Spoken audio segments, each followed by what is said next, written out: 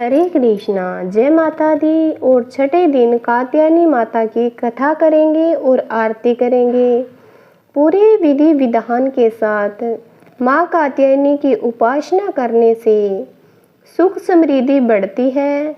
इसलिए अगर व्रत रखा हो या न रखा हो, पूरे भक्ति भाव से इस दिन कात्यायनी माता की कथा व आरती करेंगे।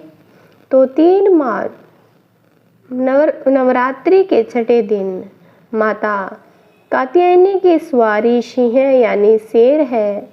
माता की 4 भुजाएं हैं। उनके सिर पर हमेशा मुकुट सुशोभित रहता है।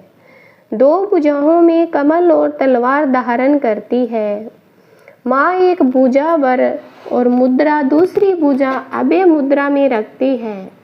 मान्यता है अगर भक्त विधि विधान से माता की पूजा करें तो उनके विवाह में आ रही अड़चनें खत्म हो जाती है। तो प्रेम से बोलिए जय माता दी। एक छोटी सी कथा करते हैं।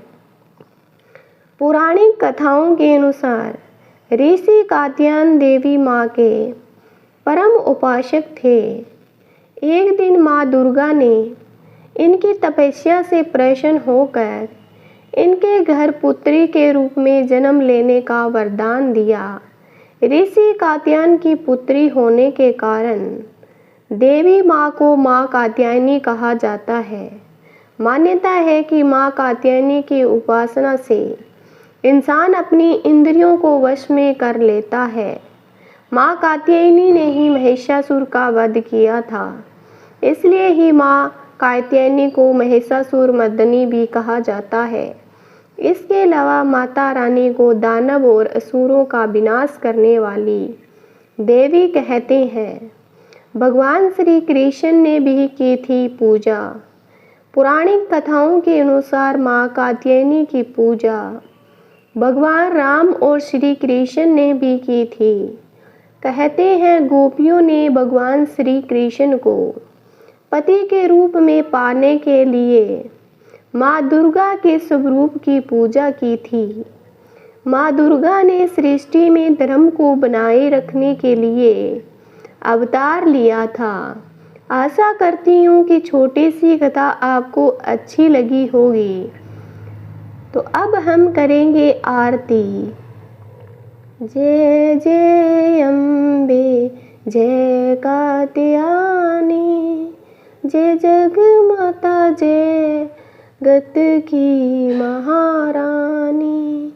बैजनाथ सतान तुम्हारा, पावर दाती नाम पुकारा।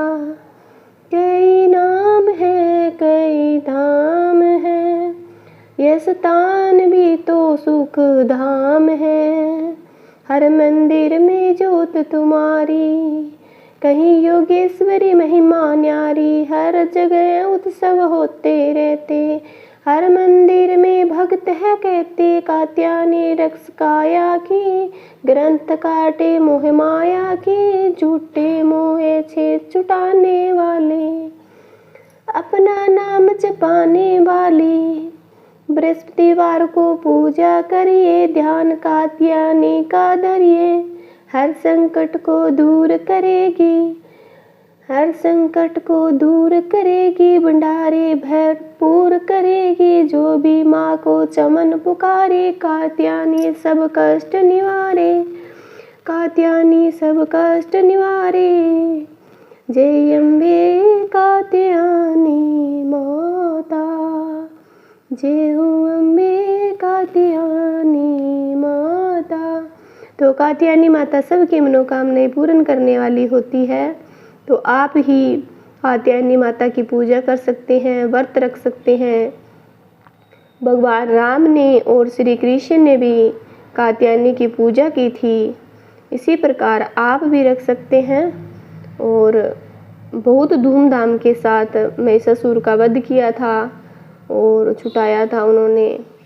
और पूजा विधि इस प्रकार है। सुबह जल्दी उठकर स्नान आदि करके नित्य कर्मों से निवृत्त होकर गणपति बापा की मूर्ति कर पूजा करें। फिर देवी की चौकी स्थापित करें, पुष्प हाथ में लें, निम्न मंत्र का जाप करें। मंत्र है या देवी सर्वभूतेषु शक्ति रूपेण सहस्रस्थिता नमस्तस्ते नमस्तस्ते नमस्तस्ते नमो नमः। या देवी सर्वभूतेषु शक्ति रूपेण। तो ये कथा थी। एक कथा छोटी सी और कहना चाहती हूँ। महर्षि कात्यायन ने देवी आदि शक्ति की घोर तपस्या की थी। इसके परिणाम स्वरूप उन्हें देवी को पुत्री के रूप में प्राप्त हुई। देवी का जन्म महर्षि कात्यायन के आश्रम में हुआ। इनकी पुत्री होने के चलते इन्हें कात्यायनी पुकारा जाता है। देवी जन्म जब हुआ उस समय महर्षि नाम के राक्षस का अत्याचार बहुत ज्यादा बढ़ गया था। असुरों ने धरती के साथ स्वर्ग में त्राही मचा दी। त्रिदेवों के तेज से देवी ने ऋषि कात्यायन के घर आषाढ़ मास के कृष्ण पक्ष की चतुर्थी के दिन जन्म लिया। इसके बाद ऋषि कात्यायन ने माँ का पूजन 3 दिन तक किया। इसके बाद 10वीं तिथि के दिन महिषासुर अंत माँ ने ही किया।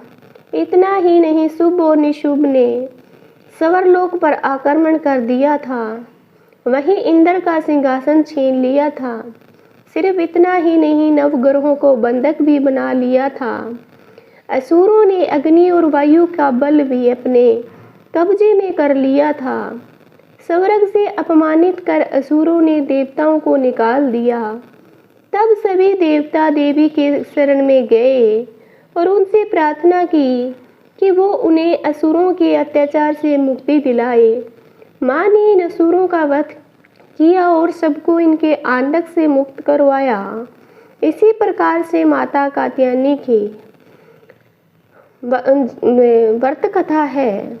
ये आप कर सकते हैं। इसका एक मंत्र है या देवी सर्वभूतेषु शक्ति रूपेणम सहस्रस्थिता नमस्ते नमस्ते नमस्ते नमो नमः। ओम कात्यायनी देवी नमः। इसी प्रकार मेरी आरती और कथा आपको कैसी लगी कमेंट करके ज़रूर बताना। कृपया करके मेरे चैनल को सब्सक्राइब करना। धन्यवाद।